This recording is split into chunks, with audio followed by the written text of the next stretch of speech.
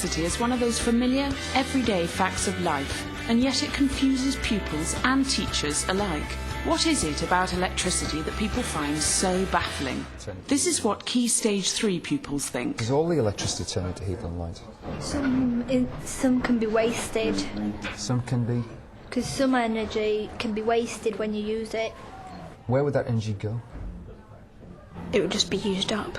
If children are trying to learn about electric circuits, we're asking them to imagine things that they can't see and that they've got to get their heads around. If you take it out, the energy just vanishes into the air, I think. I think electricity is such a difficult topic in the classroom because it's very abstract. It's difficult for students to see what actually teachers are talking about. So you think there's chemical energy going around here? The children have some very strange ideas about electricity. They are trying to often find out what you want them to think. So what's in the battery? Gas. I think that any effective teaching really must start with where the kids are up to at that point. So if we're involved in teaching something like electrical circuits, it's important for the teacher to be able to identify what the children's existing understandings are, so then the teaching can move on from there. Why do we need the wires, Catherine? Because if we didn't have the wires, the circuit wouldn't work, so it wouldn't light up. There are three basic misconceptions that are possible. One, that you just require the one lead in the electric circuit, so it's just a one-way action. The second, that you need two leads, and there is a clashing current action.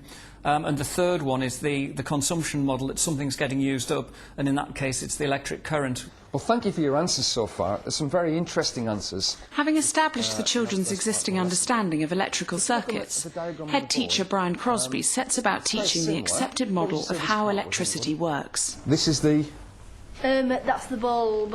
That's the bulb. And The next step is vital. It's crucial to address the issue of how the circuit works. One of the challenges that children face in developing a real understanding of electric circuits is getting over the notion that the action doesn't all start in the battery. If you ask youngsters how an electric circuit works, they say that something comes out of the battery and makes the bulb light. With that model in mind, it's quite interesting to face the children with a challenge. And the challenge that I've used lots of times in the past is to set up a big circuit in the laboratory. I've got another circuit over here. The big circuit is a basic battery and bulb setup, but with much longer wires. The wires attached go all around the laboratory. Can you see them going all the way around? And they come to the bulb at the back. Now, what's the difference this time, do you think? Yes. The energy's got a longer way to travel. It's got a longer distance to travel. If I touch this now, how quickly does the light come on? Quick. Yeah? Now, who can tell me, if I touch on this one, it's going to be more difficult for us to see. What do we think is going to happen this time? If the youngster believes that everything starts at the battery, then they will predict, as is usually the case, that there will be a slight delay before the bulb lights in the big circuit. How long do you think before the light bulb comes on, do you think? I think it'll take a couple more seconds than that one. You think this time it's going to take a few more seconds. OK, well, we're going to find out. 3, 2, 1. Let's do it again, just to test it out. 3, 2, 1. Yeah. What did you notice? It took the same amount of speed to light up. It took the same amount of speed to light up. And I'd say we've got about 13 metres of cable here. So we have 30 metres of cable, and it still took the same time to light up. When the experiment is actually tried out, you see that the bulb lights immediately, no matter how big the circuit is. And so here we have to move towards the idea that when the circuit is complete, then the action starts in all parts of the circuit, right from the word go. Did that surprise anybody? How many people were surprised by that? OK, how many people expected that to take place? Well done. So the electricity travels extremely quickly.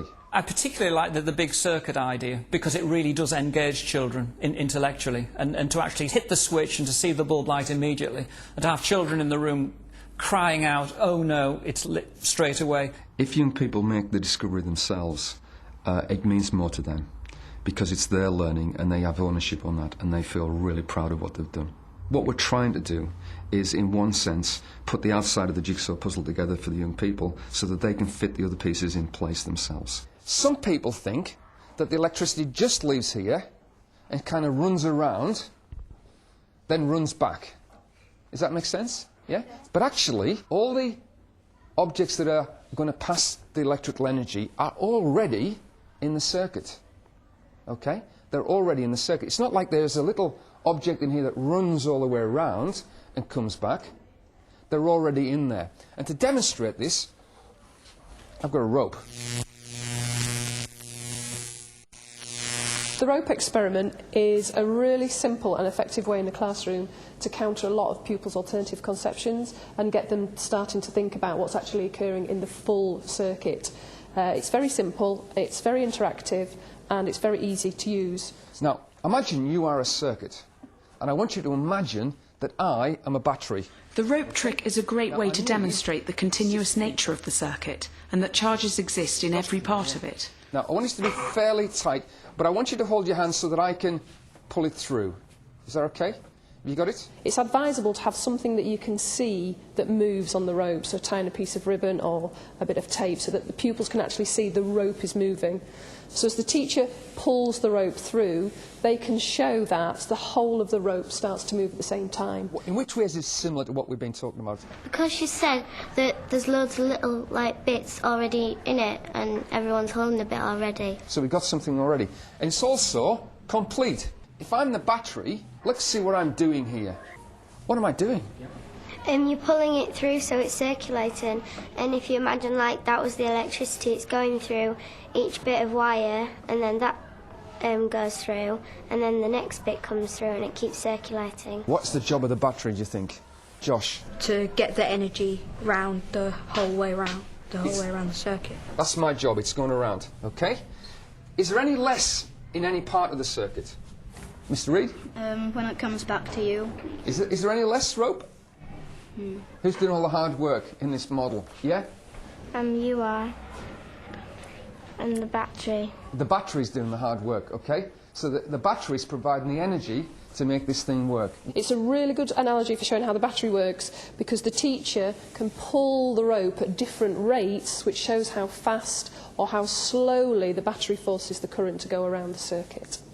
And one last thing the teacher could do, picking on a pupil that you like, is you could ask them to hold the rope slightly tighter, and what will happen is as you pull it through, with it being a rope, you get a lot of friction, so you can talk about, well, a lot of energy has been transferred at the point where resistance increased. OK, now I want Catherine to hold the rope tight. If I pull, I should be able to pull it through. It's harder this time. Would you agree? Yeah. Catherine, what does your hands feel like? They're getting really hot. They're getting really... Hot. Thank you. They're getting really hot. Which part of the circuit is Catherine like then? The light bulb. The light bulb.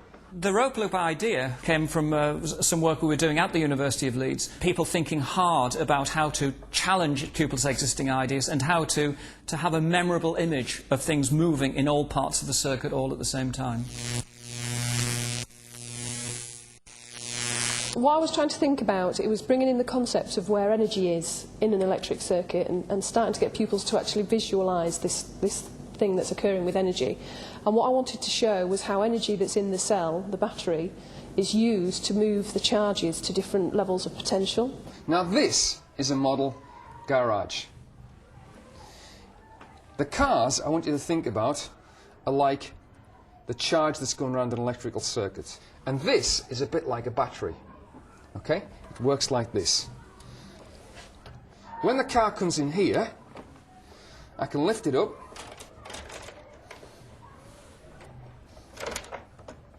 Car goes off here. And I can take it around here. And then suddenly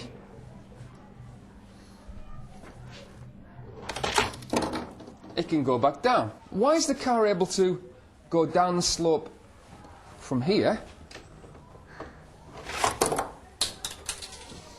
and not move when it's on the desk there? When it's at the top of the vamp, it's got gravitational energy, and when it goes down, it uses up the gravitational energy.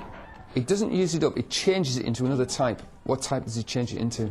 Kinetic. Kinetic. That's brilliant. That's a fantastic answer. It changes it into kinetic energy. I like to take learning back to a visual level. when they're starting off with difficult concepts. I was trying to visualise something that showed an object going from one level to another. Fantastic. This is a piece of equipment to enable the car to gain gravitational potential energy, yeah, so that it can change into movement. Now the battery is a piece of equipment that will provide the energy for this to work, okay? So the particles that flow around in this circuit, they get their energy from where? You putting on the circuit, fixing up the circuit in the first place. No, they don't get their energy from me fixing up the circuit. There's just one place they're getting their energy from. Is it the battery? They're getting it from the battery, okay? Now, the battery is the provider of the energy. Where does the energy go to in the end? The bulb. It goes to the bulb, where it's going to be transferred into Light and heat energy. light and heat energy. The toy garage is an excellent visual demonstration, but it should be used with caution. The misconception that you could get from that model is that the electrons in the circuit are like little cars that are just travelling around on a pathway. So you've got to be very clear which concept you're trying to get forward. There are limitations to this model. I was thinking about this. I think one of them is that it appears that the charges just come from within the battery itself, the cell itself, where actually they're out in the wire all day throughout the whole of the circuit. To me, I think that's one of the key ones that I would be aware of at this stage for the pupils. I think a really good way of testing pupils' understanding of these models and analogies would be to get them to work in groups. They could write a story of a charge as it goes around a circuit and explain what they think is happening at different points. The battery has chemical energy stored in it. It releases the energy, allowing it to flow through the wires, and then transfers into light and heat. And the remainder travels back to the battery. What else? Can you tell me, is that right or wrong? What would you think about that idea now from what we've learned today? No, that's wrong because we learned that Comes from the negative side. we've learned that it comes from negative side and then comes back in through the positive. So it doesn't come out of both ends? No. It comes back into the bulb? No, because where would the energy go when it's just gone from both ends? It has nowhere to go besides lighting up the bulb. Ah, okay, so it wouldn't. Okay. So I need there to be the complete pathway, the complete circuit for it to work. By using these demonstrations, teachers should be able to provide children with a solid understanding of basic electricity. We want, by the end of the lesson, to have unpicked the wrong ideas, to give them some simple basic concepts, and we want to give them a framework for their own learning for the future.